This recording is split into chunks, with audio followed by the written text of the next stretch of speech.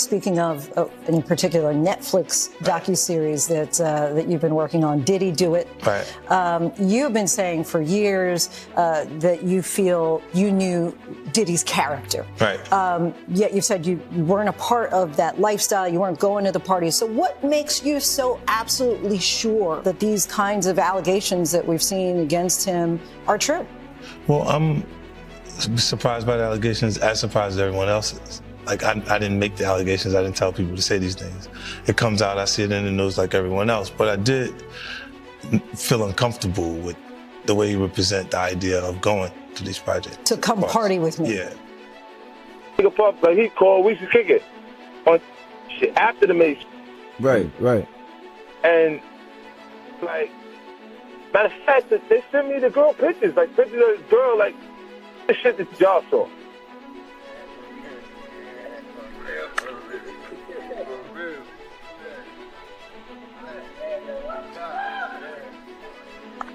Now, Fifth, when you continuously call Puff, does that affect your relationships in Hollywood? I don't call him. I said, Let me read it, Fifth. Oh my God. Sorry I can no longer help you guys. Soon you will all be happy. You are all now left under leadership of Puffy Daddy. Report to the nearest rainbow. Dinner Thieves in theaters January 19th. That's why he says things. He doesn't even know what he's saying is like fruity. You know what I'm saying? Like, he says something fabulous and he goes, we.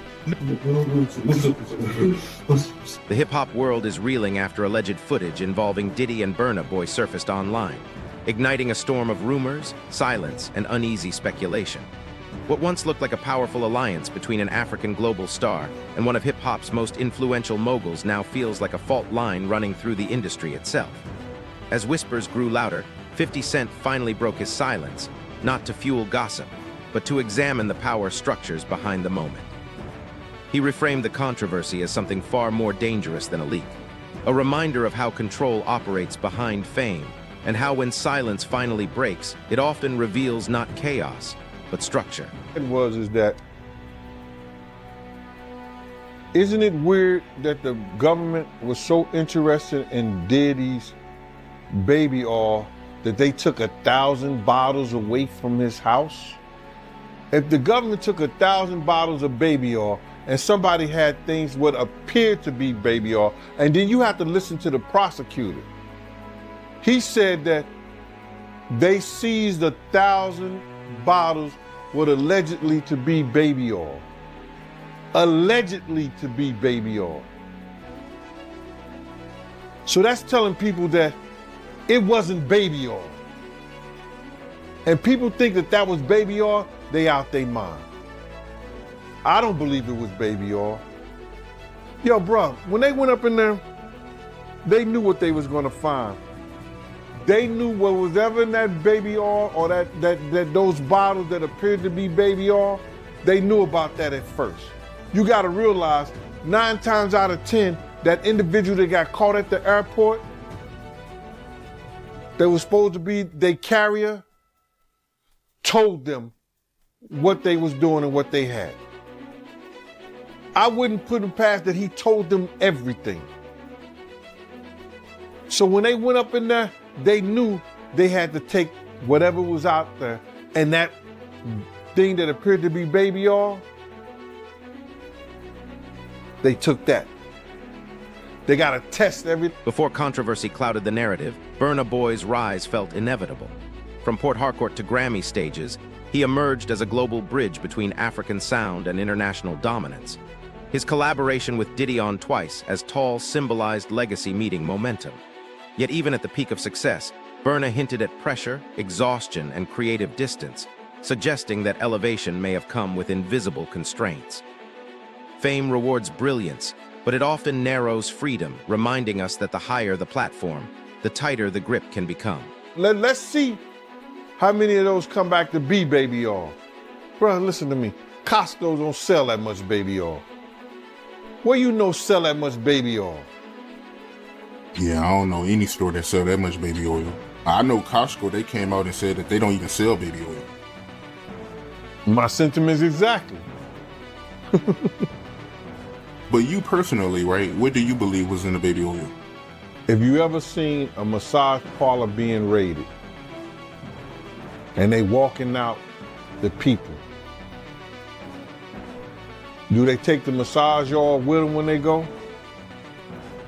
No, they just walk out the people who are being arrested. If you ever seen a person getting arrested and the people being arrested in those brothel houses, do they take out the stuff in the brothel houses? No, they don't. They take the individuals who are being arrested out the brothel houses. For them to take 1,000 bottles of baby oil, it's like that they did not leave one. They left people there, but they ain't leave not one bottle. Nobody needed no baby oil. So my whole thing about it is that there was something in that other than baby oil. That's why they took all the bottles.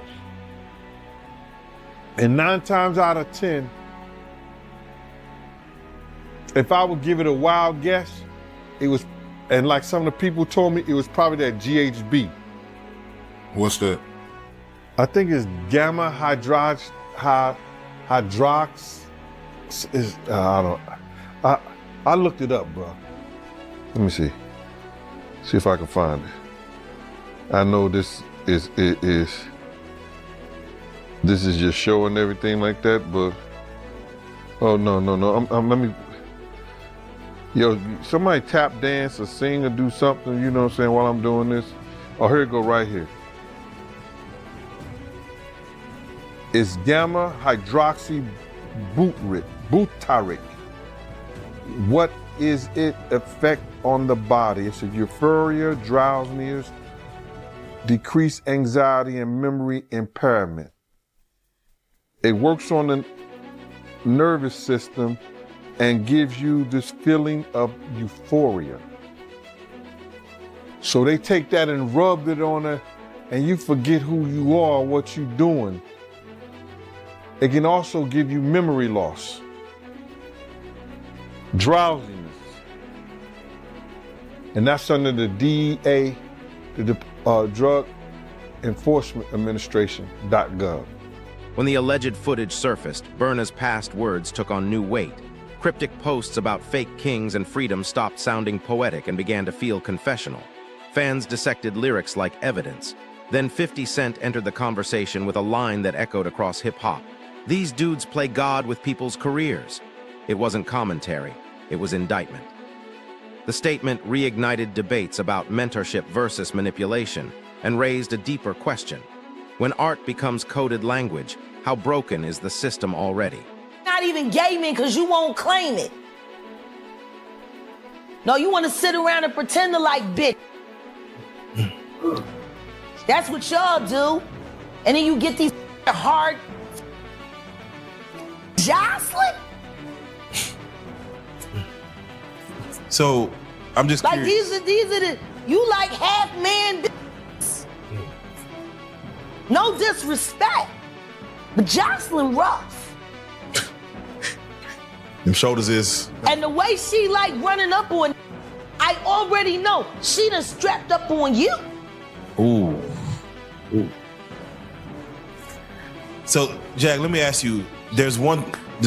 Some of the shocking things. I hear that mean with a harness. Oh. Okay, not a harness. Yeah. So I gotta ask you this. I'm sure somebody's already asked you this, but have you ever been to a P. Diddy party? Yeah, several, many, honestly. And so, can you take us through like what goes on, like when you were there? What did I say when y'all asked me about why was the TD Jakes at the Diddy party? Yeah. What'd I say? Money. That's correct. Were you surprised that there were so many cameras in his houses? No. That he was recording these? Of course. He is the J. Edgar Hoover of hip hop. Okay. Y'all done seen him put on the pyramid with a skirt? So let me ask you, when you hear that Cassie was told to hire male escorts to come in what they call freak-offs now. Yeah. Is that something normal that happens in Hollywood? Yeah. Freak-offs. Yeah. Okay. Everybody know that. I've been saying it. Yeah. Yeah. How many times I got these is wild. So do you feel like people, when they hear pink cocaine, Young Miami has to bring across? Wait, the Tusi. Yeah, the Tusi. That's what they call. I found out. I talked to my drug guy because I wanted to be informed. Because people was calling it Tusi, that's calling it the Tunchi. I didn't know which one it was. So I talked to my drug guy, and my drug guy filled me in. And then it made perfect sense. Tusi. Talk to him. Drugs with Jaguar. Let's talk. Drugs education. 101. So Tusi is the cocaine, but they take the ketamine and cook it up. And they fold it into the coke. Now, if you don't know what ketamine is what they call on the street Special K. It's a veterinary drug. It's a horse tranquilizer. Now, gay men have been using this for years. See, back in the day, if you went to a gay party or a gay rave, there were certain drugs that you would always find on hand. Viagra, ecstasy, Special K, and cocaine. Now, see, the cocaine keep you up all night, but unfortunately, it gives you limp noodle because of what the blood flow is. So you with a half-hard dick all night. So that's why you have the Viagra to make sure that the dick involuntarily stays hard while you're numbing yourself with the coke. Now, see, the ketamine, that's a horse tranquilizer, so that relaxes all your muscles. You could get by 80-ton gorillas. You wouldn't feel a thing. So now, your dick is gonna stay hard, you numbed up, and you high. You got the ketamine in you, so you don't feel shit. And then you add the ecstasy to put in the feeling that you've now blocked out, and now you got a party.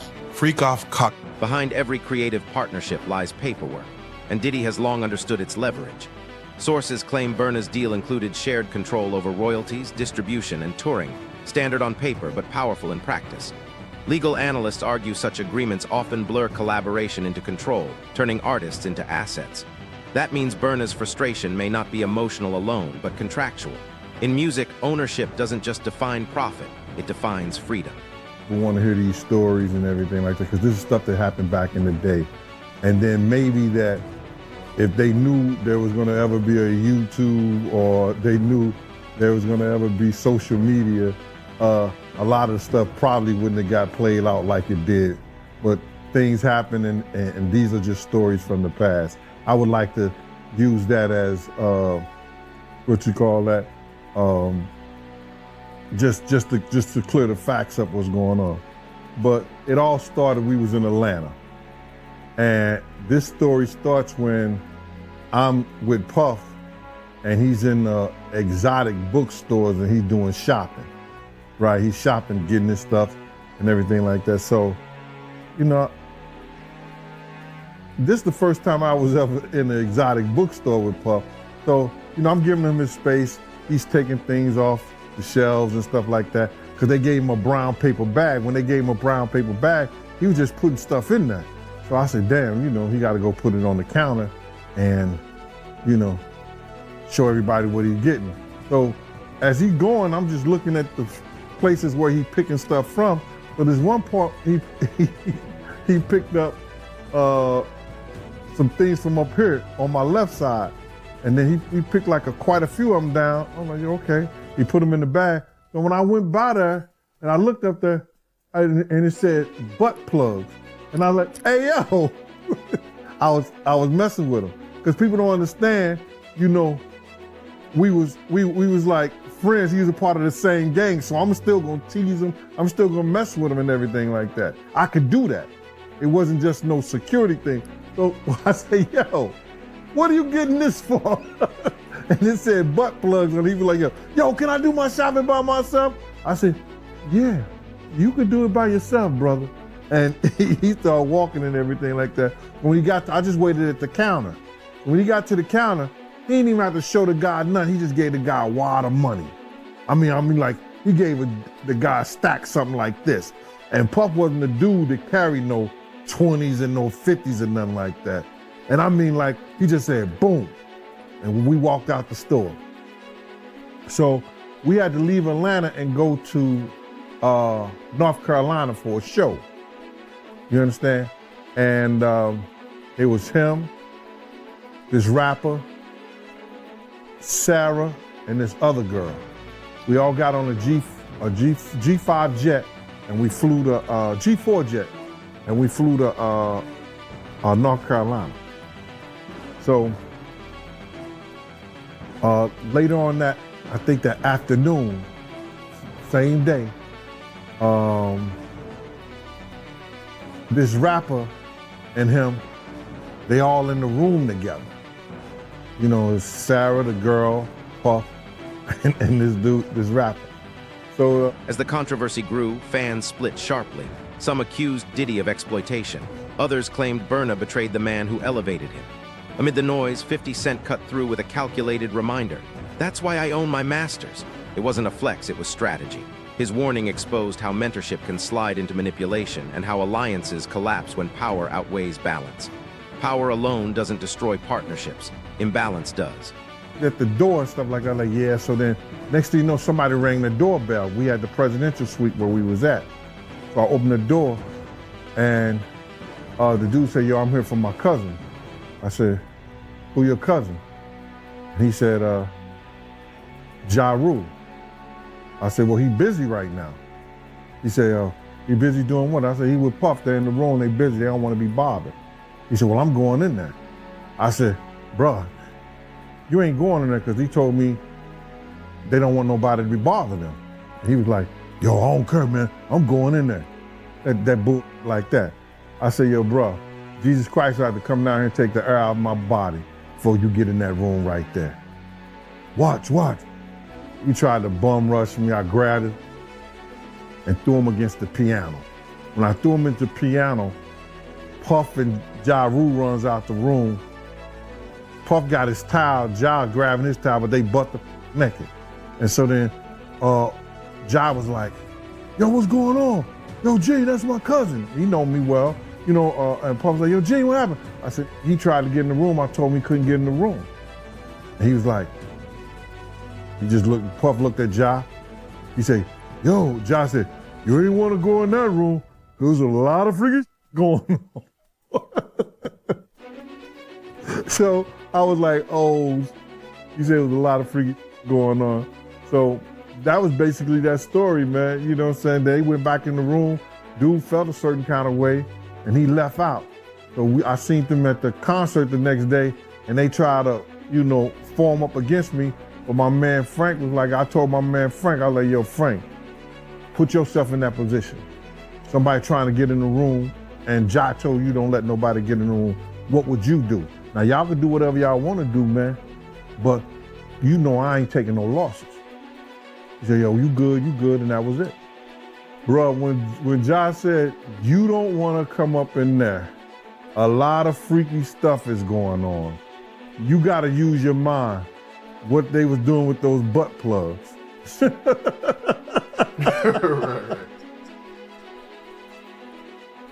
Yeah, that was crazy. He should have enough money to He check. put the boots to that girl. She's supposed to be a good bitch. No matter who she with. All the time he putting a groom in her. Of course he thought it was still gonna work. He thinks he's God. Right. He ain't doing shit. Raped the f out of that bitch, put the boots to her last time I seen her. Her and her trainer, boyfriend, husband. I don't get no. So you hear about stories of Diddy like shooting people, Yeah. blowing up cars. Yeah. Is he this gangster that behind the scenes that is that him or is that people Shout around out to Wendy Williams, the first woman to uncover the homo thugs. That's what these down low bitches was called when Wendy first started talking about it in the 90s, the homo thug.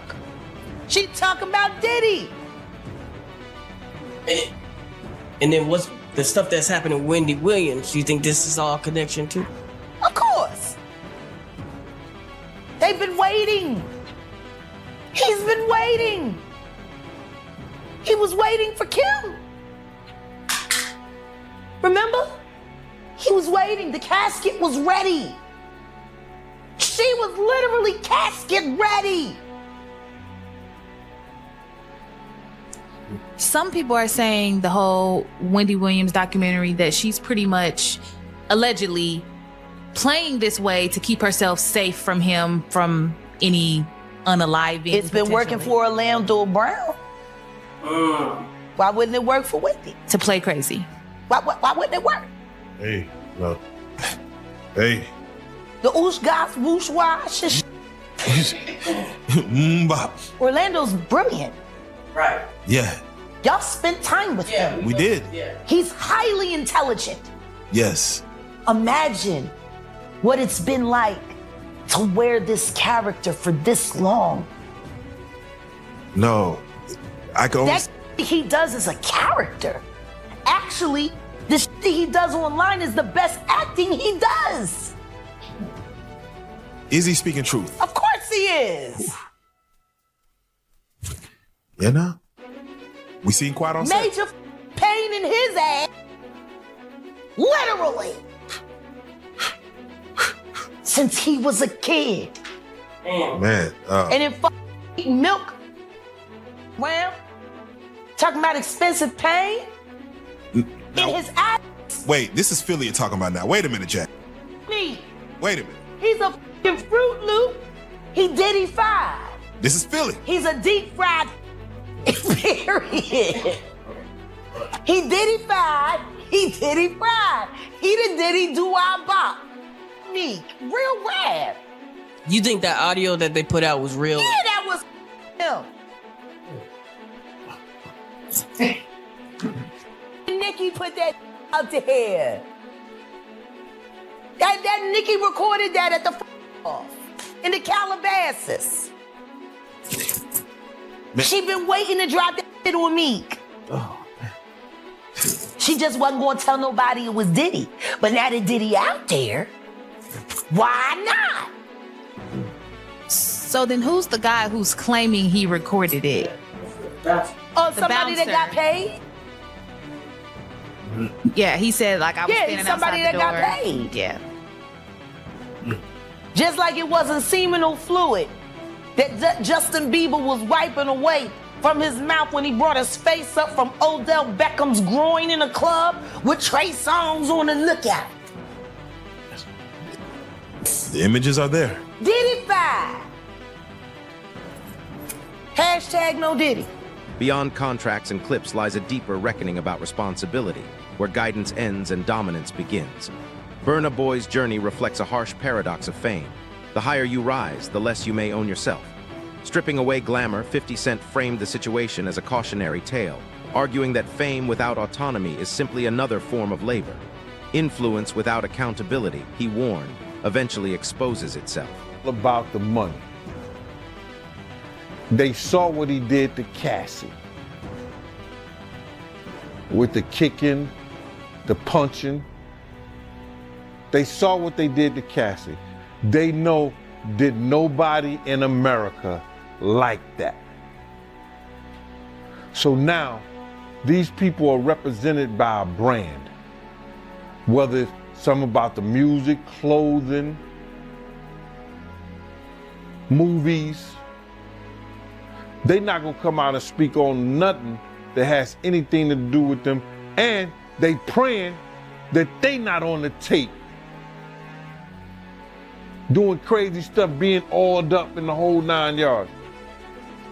They praying. So until the feds say, hey, yo, listen here. We got you on, hey buddy, we got you on this tape, and girl looked like she was pretty young. We're not gonna show it, but we need you to come and testify against Brother Love, P. Diddy, Puff Daddy, you know, Sean Combs. That's when they're gonna start talking. And they're not gonna be talking in his favor. when the feds come to them and show them what they got on tape. Because if he had 250 tapes all over, 250 cameras all over the house, somebody got caught stealing a cookie out the cookie jar. It could be your favorite pastor. It could be your favorite politician. But they didn't think they was being watched. And Brother Love was watching. Yeah, I mean, TD Jakes, he haven't even came out and said anything. And him and Diddy was real cool. Amen. Amen. Yeah, man. And I know the people in the congregation over there is shaking in their boots because this man then led them probably, allegedly led them to damnation because those people's hearts are going to be broken if that man is seen on those tapes doing anything. Because people always put their faith in the pastor instead of putting their faith in God. And what they need to do is understand that he's just a man. And he has a history. It's not looking too good for him. So you feel like celebs are worried that they might be on tape? Oh, they know. That's why they ain't speaking up or saying nothing. Yeah, I was at a Diddy party, but I know I ain't do nothing.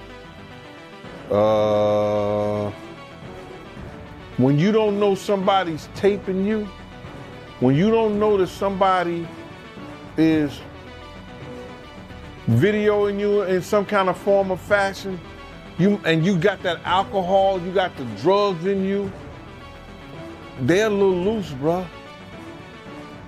They let down all their inhibitions. The music is pumping. He said it himself. He got it so hot in there that you gotta take your clothes off. He said that himself, bruh. So a lot of them, like what he said? I think a lot of them was being swallowed. Have you ever been swallowed? They tell off on themselves all the time, man. You just gotta listen. But why do you think Diddy had all them hidden cameras? Bruh, when you that powerful, you didn't get that powerful without having 1 or 2 or maybe 3 ups on somebody. Diddy always been the type of individual that want to have ups on the next person no matter what they was doing. Like, he always played artists against each other. He did it to Big, he did it to Craig Mack. You understand? I said before, he did the stuff to Ja Rule, you know what I'm saying? So had the ups on Ja Rule so he could go after Jay-Z. You understand what I'm saying? So he always played those kind of up games on people. So to have those cameras and know what he was doing is gonna give him the ups on everybody who came to that party. Even your favorite basketball player. Ain't no party like a Diddy party. We know who said that. He may be one of the persons got caught up in the Diddy party. LeBron said that, but yeah, you might be right. You know, it sounds like he had all them hidden cameras to use it against people. I think that was said in the indictment, right? That was said in the indictment. You know, somebody, I think Dawn may have said that. I don't know for sure, and correct me if I'm wrong. He would, even if you didn't want to do something, he would tell an individual, well, I got you on tape doing it before. And the person would feel pressured in having to do something or come and do something at the party or be at the party because he already had him on tape right then and there. But what you think when you do it the second time? He's still gonna have you on tape. Those tapes is the one who's killing because people don't understand this. Little Rod, he's taping for Diddy in some occasion. when he wrote his indictment up, no, when he wrote his,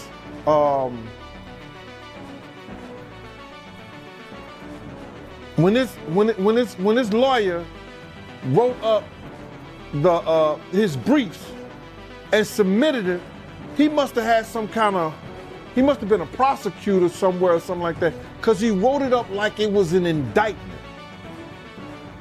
You understand? Saying all the stuff that had happened. Then, people don't understand this. After he wrote it up and he had the tapes and everything, they sent that to the feds.